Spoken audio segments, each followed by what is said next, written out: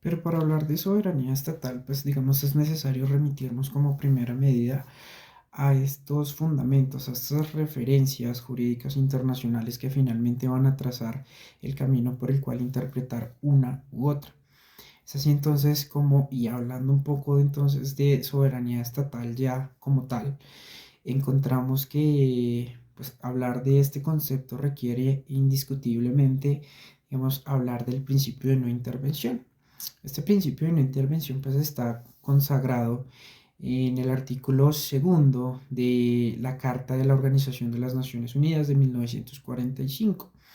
Y entonces, a partir de este artículo y de la interpretación de este artículo que surgen dos grandes posturas o dos grandes interpretaciones. La primera es la defendida por países como Estados Unidos, que digamos, fundamentan su interpretación en los numerales primero y cuarto. El primero hace, digamos, referencia a la igualdad soberana de los estados y el numeral cuarto hace, digamos, referencia a la prohibición del uso de la fuerza o amenaza contra otros estados. Por otro lado, está, digamos, la postura defendida por países como China, muchos países de Latinoamérica e incluso en su momento, pues la Unión Soviética.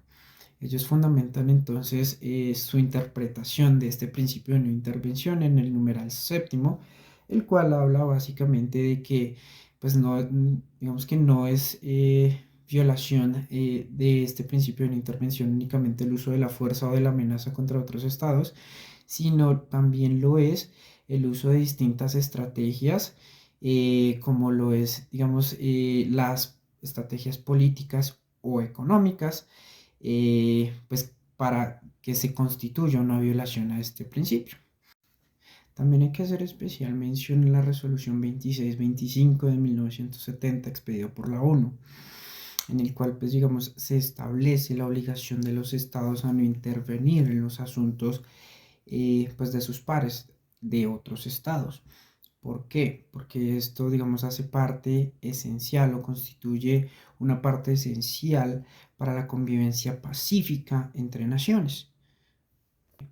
A nivel regional, entonces es válido traer a colación la Carta de la Organización de los Estados Americanos, también llamado Pacto de Bogotá de 1948, que en su artículo 19 consagra que ningún estado o grupo de estados tiene derecho a intervenir en asuntos, bien sea externos o internos, de otro.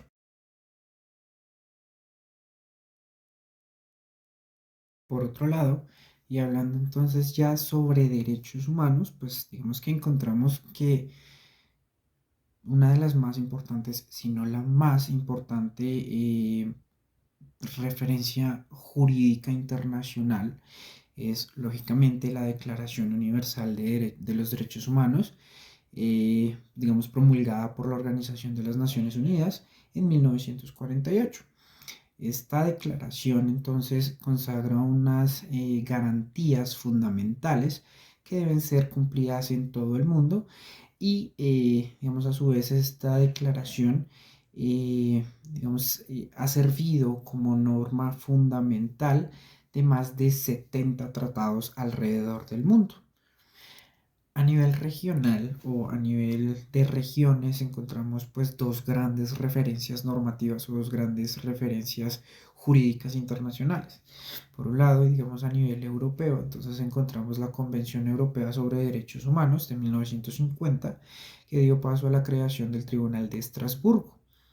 Digamos a nivel regional americano, encontramos entonces el Pacto de San José de Costa Rica de 1969, que pues dio paso a la creación de los dos máximos organismos en materia de derechos humanos de América.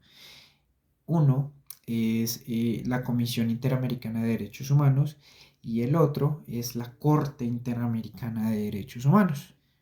Pero antes hablábamos entonces de que estas garantías fundamentales de que tratan los derechos humanos pues debían ser eh, protegidas en todo el mundo. Y es aquí donde es válido traer a colación la resolución 688 de 1991 expedida por el Consejo de Seguridad de la Organización de Naciones Unidas.